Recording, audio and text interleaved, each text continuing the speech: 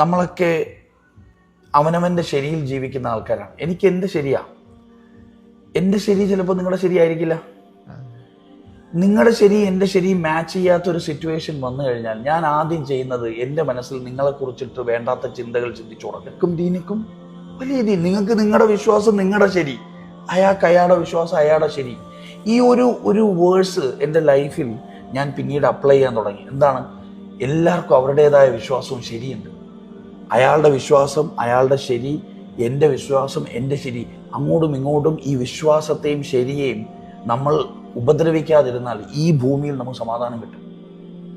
ഇന്ന് ഞാൻ എൻ്റെ ജീവിതത്തിൽ പ്രാക്ടീസ് ചെയ്യുന്ന എൻ്റെ സക്സസിൻ്റെ എല്ലാ റീസണും I don't expect anything from people.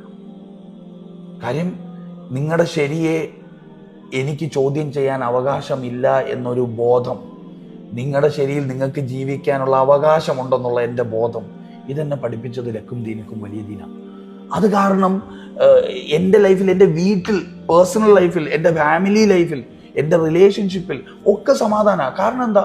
ഇന്ന് എൻ്റെ മുന്നിൽ ആരെങ്കിലും എനിക്കിഷ്ടമില്ലാത്തൊരു കാര്യം ചെയ്യുന്നത് കൊണ്ട് എൻ്റെ മനസ്സിൽ ഒരു റോങ് തോട്ട്സും വരില്ല.